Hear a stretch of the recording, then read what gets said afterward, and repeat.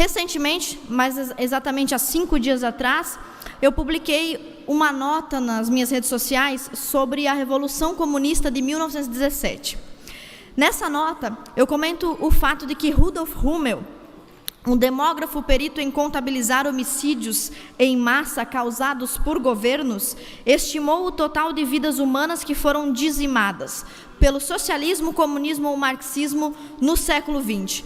Só no século XX, 61 milhões de pessoas foram assassinadas na União Soviética, na Rússia, por regimes socialistas. 78 milhões de pessoas foram assassinadas na China.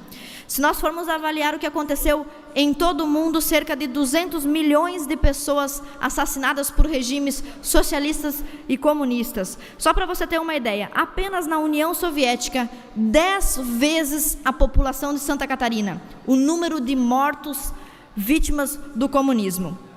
Existem também muitos documentos públicos, de consulta pública, de fácil acesso, e eu vou citar apenas um, para chegar nessa questão da soltura de segunda instância, etc.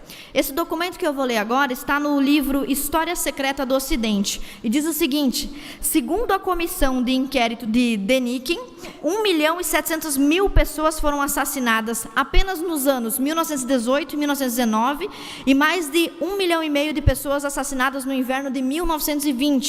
Uma lista de mortos publicada em 1923 inclui mais de 500 mil membros de profissões liberais e intelectuais assassinados por regimes comunistas. Durante essas execuções, quando a munição ficava escassa, quando acabava a munição, os prisioneiros eram levados em fila para os ancoradouros da Crimeia, amarrados em pedaços de ferro e afogados no mar, porque acabava a munição necessária para os comunistas dizimar pessoas. Em 1929, Nikolai Bukharin, companheiro de Trotsky, revolucionário comunista, em Nova York, escreveu em uma carta: não há na Rússia inteira uma única casa em que nós, comunistas, não tenhamos matado alguém. Isso é um pequeno depoimento público do que foi a chacina promovida por movimentos comunistas. Ainda no mesmo documento, os condenados foram soltos para praticar o assassinato de povoados inteiros. Eu vou repetir.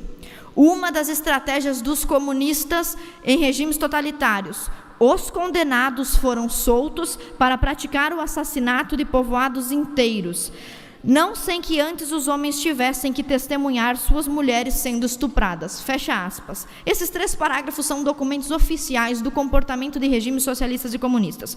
Por qual motivo eu cito tudo isso? Porque no dia 7 de novembro, simbolicamente no mesmo dia da sangrenta Revolução, os togados do STF retribuíram um favor àqueles que os nomearam e derrubaram a prisão em segunda instância no nosso país. O Lula foi apenas um dos criminosos, bandidos, salafrários, corruptos, tudo que vocês possam imaginar, que foi solto. Mesmo que nós tenhamos 3.000 evidências dos crimes do Lula, 3.000 evidências dos crimes dele, 13 casos, 13 processos, 80 milhões de reais de propina, de você que está nos assistindo, dos deputados que estão aqui também pagam imposto, então nosso dinheiro.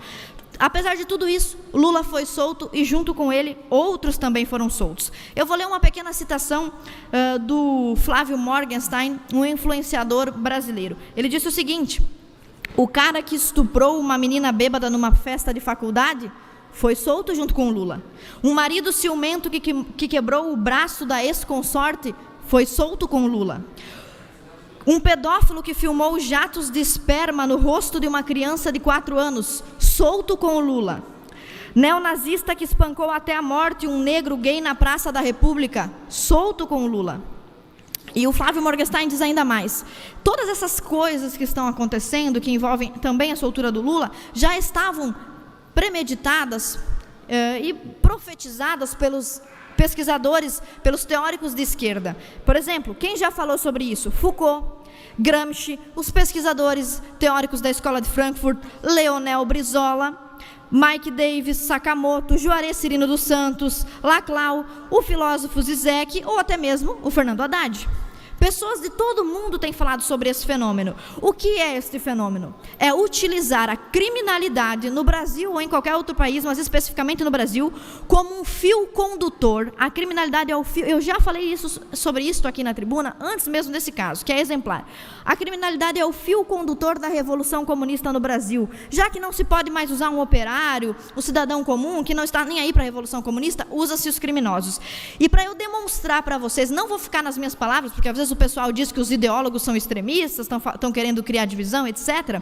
Eu vou colocar um vídeo onde quem falam são os próprios esquerdistas, para vocês entenderem do que se trata essa criminalidade. Por favor. Companheiro da direção do Fórum de São Paulo, debitar parte da chegada da esquerda ao poder na América Latina pela existência dessa cosita chamada Fórum de São Paulo. Todos de esquerda na América do Sul.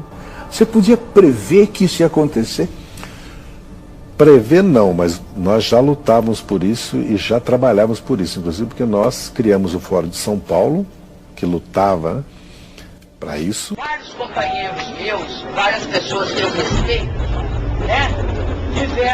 praticaram uma série de atividades, incluindo atividades armadas. Eu, especificamente, tive uma participação armada. El éxito de un país como Brasil es éxito también para América Latina, que pienso que estamos llamados a integrar.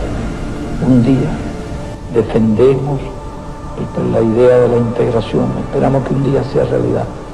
Entre otras cosas, cuando tenemos otra alternativa histórica y cuando hablamos de una América Latina unida y integrada, pensamos en Brasil. No concebimos el éxito de América Latina sin el éxito de Brasil y no concebimos la integración de América Latina sin la integración de Brasil dentro de América Latina.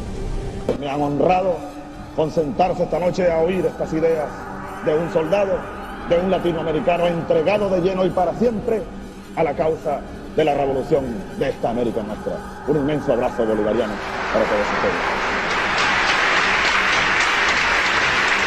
Deixa eu tirar uma outra dúvida que toda hora aparece, especialmente no noticiário internacional. Fala-se de uma aliança, de um eixo Chaves, Fidel e Lula. Ô Boris, você sabe que isso é no mínimo uma piada de mau gosto, claro.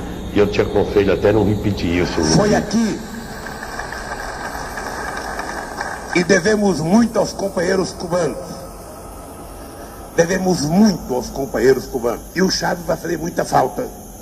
E eu espero que o Maduro cumpra exatamente o papel que o Chaves vinha fazendo para a integração da nossa querida América do Sul. Hoje eu estou de alma lavada, porque parecia impossível, há 4 anos atrás, nós três estávamos sentados numa mesma mesa, comunicando, finalmente, demos um passo importante em benefício dessa grande nação sul-americana. La historia de Brasil ha logrado la consolidación para la nueva etapa del avance de las transformaciones y los cambios de América Latina. Es un paso gigantesco del gigante Brasil que viene a reforzar toda nuestra fuerza revolucionaria en el continente.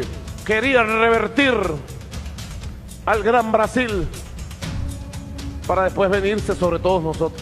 Aquí lo que va a haber en América Latina cada vez más es revolución. Pela primeira vez, companheira, nós não vamos ter um candidato de direita na campanha.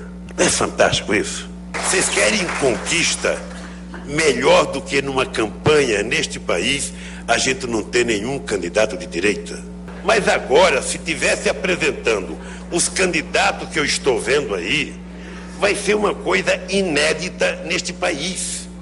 Se tiver 4 ou 5 candidatos, é todo do espectro de esquerda. Essa eu acho que é uma conquista que nós precisaríamos aprender a valorizar. Porque era inimaginável até outro dia que nós chegássemos a esse momento do Brasil. Não ter um candidato que represente a direita. É fantástico.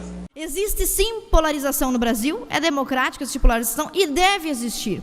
E as pessoas precisam se posicionar, porque não se posicionar é deixar o Foro de São Paulo atuar livremente.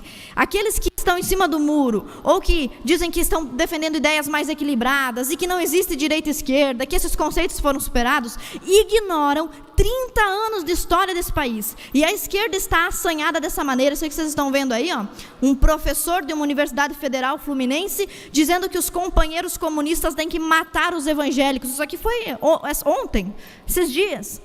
E nós temos um outro exemplo, pode colocar, uma professora de universidade ameaçando os alunos, dizendo que quer quebrar fascista a pau. Existe uma polarização e é dever de todo brasileiro se posicionar, à esquerda ou à direita. E não fazer isso é colaborar com o Foro de São Paulo. Sargento Lima. Deputada Ana, meu falecido pai, um croata que veio fugido da Iugoslávia, fugindo do comunismo, e ele me ensinou uma coisa dentro de casa e foi o seguinte: ninguém conhece o terror se ele não conhece o comunismo, ninguém conhece a miséria se ele não conhece o comunismo. Ele foi um homem muito grato ao Brasil, justamente por encontrar aqui a liberdade que ele não encontrava no país dele. Parabéns, é justamente isso: terror, miséria e destruição. Obrigada, Sargento Lima, obrigada pelo seu apoio de sempre. Então, deixo um convite aos catarinenses, os que votaram em mim, os que não votaram, os que estavam em dúvida, que se posicionem a partir de agora, visitem as atas do Foro de São Paulo para compreender de que forma a soltura do presidente Lula e de outros milhares de criminosos tem a ver com esse projeto para o Brasil todo.